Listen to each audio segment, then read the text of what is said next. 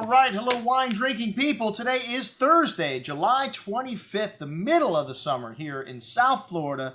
Things really starting to heat up out there, and hey, it's summer year round here in South Florida. And that means great temperature for drinking wines like Burgundy. The whites of Burgundy, very light, very refreshing, very crisp. The reds of Burgundy, not heavy like the wines of Bordeaux or California. Pinot Noir, such a refreshing red wine.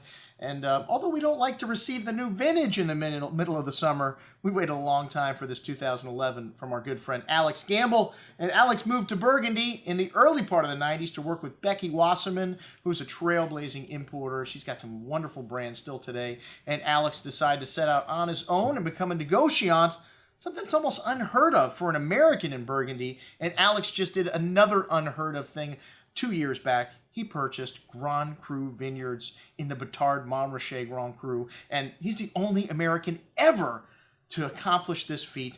And, most of these transactions happened at an arm's length.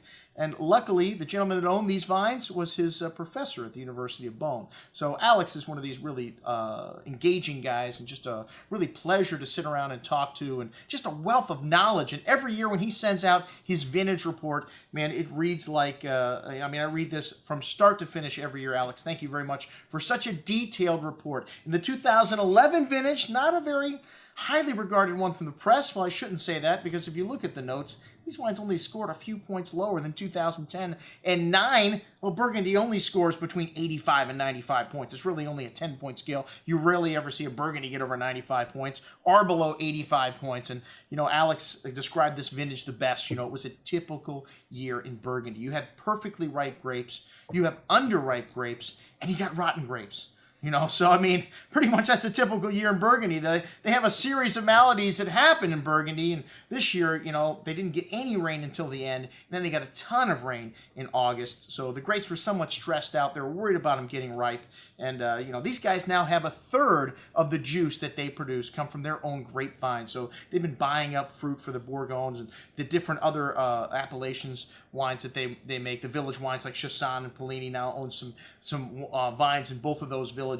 So little by little, they're starting to add holdings to this domain, but still, it doesn't say domain Alex Gambal. Such a pain in the butt to do that. But a lot of his wines do have their own grapes, which are now biodynamically produced. 2011, he calls kind of a cross between 2007 and 2009. They've got the freshness of these 2009s and the power and depth structure of the 2007s. And, 2011 reds, he said bright fruit, man. And one of the things we love about a vintage like 2011, it's a vintage you can open up and drink somewhat on the young side. Although the great reds, the Grand Cru Burgundies, even in vintages like 2011, you can keep for 10 or more years. Hey, we've got some older vintage wines from Alex Gambal. The 2005, which was a great vintage.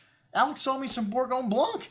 If you like older vintage whites, this wine's drinking beautifully still right now. We got some 07 fix-in. We got big bottles. When I love a wine, we buy it in all sizes. And we've been on the bandwagon with Alex's wine since day one. We're probably the largest retailer in South Florida of Gambal wines. So we've got an incredible selection of 2011s. We still have some 2010s available, which you want to own 2010s if you love Burgundy, one of the greatest vintages in recent history. We still have some 9s in Magnum. 9 also a great vintage. And then we may have a smattering of older vintage things on this offering from Alex as well. Well, check it out. Everything from the 2011 vintage that's just arrived here in the middle of the summer from our good friend Alex Gambal. I'm your host, Andrew Lamposoni, signing off for the Wine Watch, saying remember, always drink the good stuff first.